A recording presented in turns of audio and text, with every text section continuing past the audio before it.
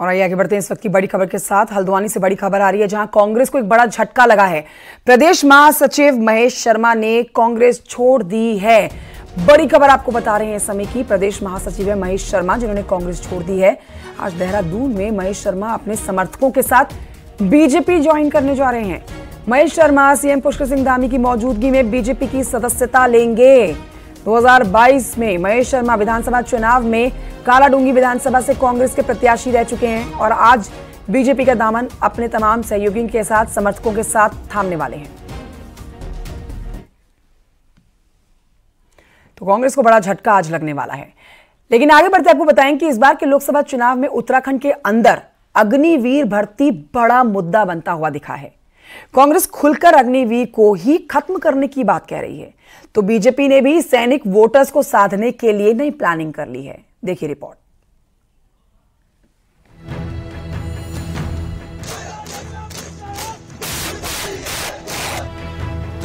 उत्तराखंड में करीब करीब हर घर में सैनिक और पूर्व सैनिक है और इसीलिए सेना की भर्ती प्रक्रिया बदलने अग्निवीर को लाने का सबसे बड़ा असर यही नजर आ रहा है।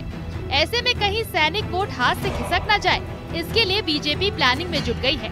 बीजेपी ने अपने सैनिक प्रकोष्ठ को जिम्मेदारी दी है, जो गढ़वाल में 24 जगहों पर तो कुमाऊं में 18 जगहों पर सैनिक परिवार के बीच जाएंगे, जबकि मैदानी इलाकों में भी 5 मीटिंग तय की गई है। उत्तराखंड का वीर सैनिक को भारतीय जनता पार्टी का पक्षधर रहा है, क्योंकि हमने देखा जब मंजर खंडूरी जी हमारे जब नए लोकसभा चुनाव गया तो पूरे सैनिकों ने उसी कालखंड से तो सैनिक बड़ी संख्या में लोग जुड़े हैं आज भी, क्योंकि जब वो देखते हैं कि देश के प्रधानमंत्री जी सैनिकों के साथ जो उनका सम्मान का भाव है, उस भाव के साथ हमारे साथ खड़े हैं। मैं कह सकता हूं कि ये बहुत बड़ी संख्या हमारे राज्य के अंदर है और उनका भी सहयोग, मोदी जी के इस विकास के मॉडल को आगे बढ़ाने में उनका भी योगदान हमको चाहिए। उत्तराखंड में बिना सैनिक वोट के किसी भी पार्टी के लिए चुनाव जीतना आसान नहीं है। अग्निवीर भर्ती को लेकर राज्य में एक बड़ा तबका खासा नाराज भी है और ये बात बीजेपी भी जानती है। वहीं कांग्रेस तो अपने मैनिफेस्टो में अग्निवीर को जगह दे रही है और सरकार आने पर अग्निवीर भर्ती को ही खत्म करने का बड़ा ऐलान तक कर दिया है। कितना बड़ा दुर्भाग्य है उनका कि उनको तिरंगा नसीब नहीं हुआ, शहीद का दर्जा नहीं मिला, परिवार को पेंशन तक नहीं मिली। इवन कोई सरकारी जो अधिकारी होता है वो सबको भी सलाम करने नहीं आया, अंतिम दर्शन करने। कितना बड़ा धोखा है, कितना बड़ा छदम है। तो हमने कांग्रेस ने निर्णय लिया है, अलायंस की सरकार बनेगी और पहले अग्निवीर को समाप्त किया जाएगा। लोकसभा चुनाव में सेना की भर्ती उत्तराखंड में बड़ा मुद्दा बन चुका है, लिहाजा अग्निवीर के मुद्दे को जिसने संभाला, सैनिक वोटर उसी की तरफ रुख कर सकता है। न्यूज़ 18 के लिए देहरादून से भारती सकलानी की रिपोर्ट।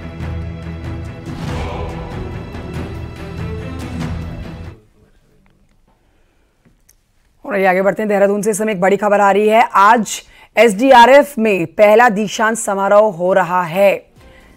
जॉलीग्रांट एसडीआरएफ मुख्यालय में हो रहे इस कार्यक्रम में 161 कांस्टेबल एसडीआरएफ का हिस्सा बनेंगे। कार्यक्रम में आईजी एसडीआरएफ रिदीम अग्रवाल और कमांडेंट मणिकांत मिश्रा मौजूद हैं।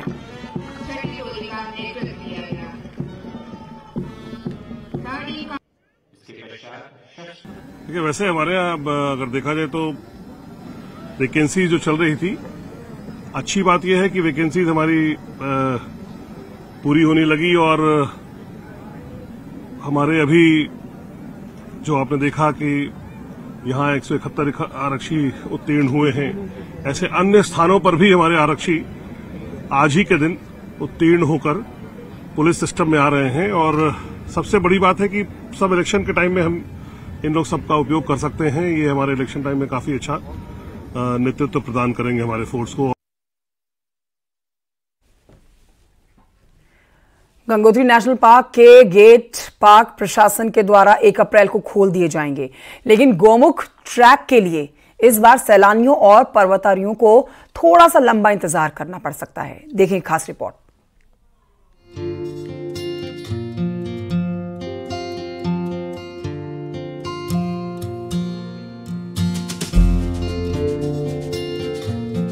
गंगोत्री नेशनल पार्क के गेट 1 अप्रैल को खोल दिए जाएंगे, लेकिन बर्फबारी की वजह से गंगोत्री नेशनल पार्क क्षेत्र में स्थित गोमुख ट्रैक को खुलने में इस बार थोड़ा लंबा वक्त लग सकता है। ट्रैक पर बड़े बड़े हिमखंड आए हुए हैं। पार्क की गश्त पर गई वन विभाग की टीम देवगाड़ से आगे नहीं जा सकी, जिससे सैलानियों और पर्वतारोहियों को थोड़ा लंबा इंतजार करना पड़ सकता है। गोमुख ट्रैक पर जो अभी बर्फबारी हुई है, फरवरी और मार्च के महीने में जो बर्फबारी हुई है उसके कारण बहुत ज्यादा ग्लेशियर आ गए हैं, जिससे पूरे रास्ते में जगह जगह ग्लेशियर्स के बड़े लंबे लंबे स्पान पड़े हुए हैं। ग्लेशियर को काट करके चूंकि हटाया जाना है, इसलिए उसमें थोड़ा समय लग रहा है। हालांकि पर्यटक गंगोत्री नेशनल पार्क में स्थित नेलांग वैली और गरतांग गली का दीदार कर सकेंगे। पिछले साल 34,453 पर्यटकों ने गंगोत्री नेशनल पार्क के दीदार किए थे, जिससे तकरीबन 67 लाख रुपए का राजस्व पार्क प्रशासन को प्राप्त हुआ था। इस बार पार्क प्रशासन पिछली बार के मुकाबले ज्यादा पर्यटकों के आने की उम्मीद कर रहा है। जो हमारे 3-4 पॉइंट हैं, जैसे गरतांग गली हो गया, हमारा नेलोंग हो गया, गौमुख हो गया और केदारताल का ट्रैक, इन पे बड़ी संख्या में हर साल पर्यटकों की वृद्धि होती जा रही है और इस साल भी बड़ी संख्या में पर्यटक आने की संभावना है। पर्यटकों को गौमुख ट्रैक खुलने का बेसब्री से इंतजार रहता है। इस ट्रैक में हिम तेंदुए समेत दुर्लभ प्रजाति के कई जीव के भी दीदार पर्यटक करते हैं, लेकिन ये ट्रैक खुलने में कितना वक्त लगेगा ये देखना होगा। न्यूज़ 18 के लिए उत्तरकाशी से बलबीर परमार की रिपोर्ट।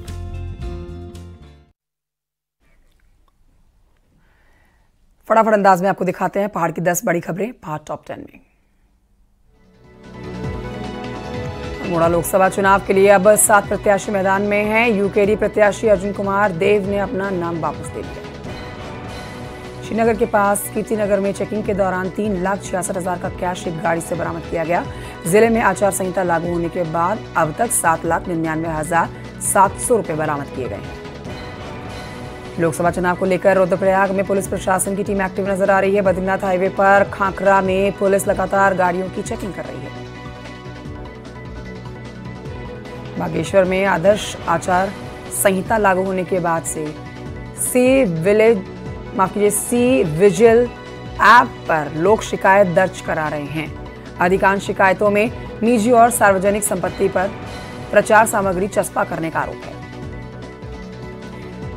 बागेश्वर में गोरिल्ला संगठन ने सरकार पर उपेक्षा का आरोप लगाया है। अपनी मांगों को लेकर सुप्रीम कोर्ट जाने की बात कर रहे हैं। चमोली के थराली मुख्य बाजार में मोटर मार्ग पुल पर दरार पड़ने से लोग परेशान। पीडब्ल्यूडी के खिलाफ व्यापारियों ने जमकर नारेबाजी की। बागेश्वर में जंगलों को आग से बचाने के लिए जागरूकता अभियान चलाया जा रहा है। गांव-गांव जाकर लोगों को जागरूक किया जा रहा है। रुड़की के जबरेड़ा इलाके में मोबाइल की दुकान में आग लग गई। सूचना पर फायर ब्रिगेड की टीम मौके पर पहुंची। कड़ी मशक्कत के बाद आग पर काबू पाया गया।